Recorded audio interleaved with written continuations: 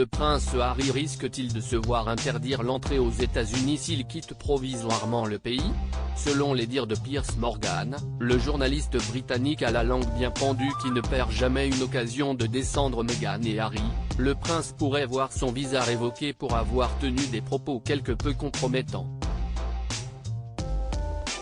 Ce samedi 4 mars, ce dernier a révélé lors d'une interview avec le Dr Gabor Maté, un médecin spécialisé dans les traumatismes, qu'il consommait de la drogue, sans que la nature de cette dernière ne soit clairement identifiée.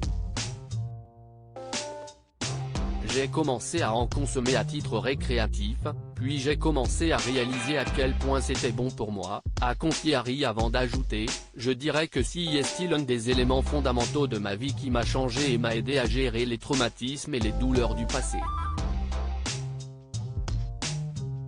Une confession qui, d'après Piers Morgan, pourrait bien le compromettre auprès des autorités américaines, qui voient d'un mauvais œil la consommation de drogue par des citoyens non américains.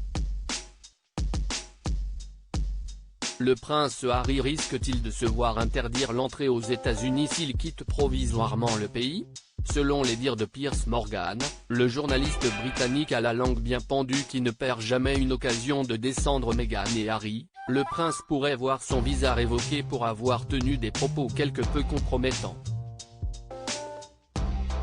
Ce samedi 4 mars, ce dernier a révélé lors d'une interview avec le Dr Gabor Maté, un médecin spécialisé dans les traumatismes, qu'il consommait de la drogue, sans que la nature de ce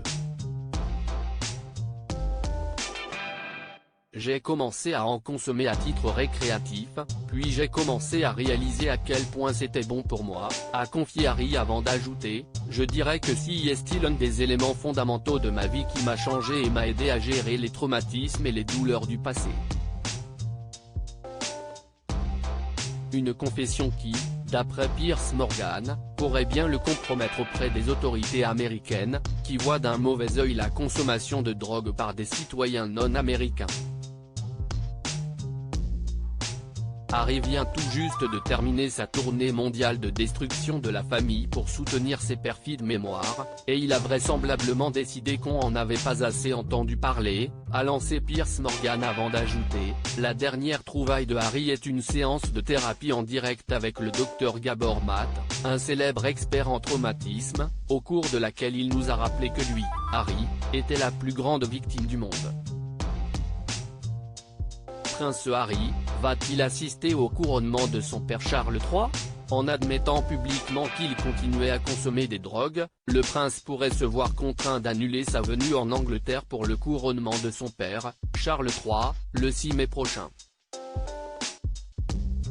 C'est en tout cas ce que pense Piers Morgan, qui estime qu'Harry pourrait être interdit de retour aux États-Unis. Une autre raison convaincante pour laquelle nous ne voulons pas qu'il assiste au couronnement du roi, nous pourrions finir par être coincés avec eux pour de bon, a rajouté le journaliste.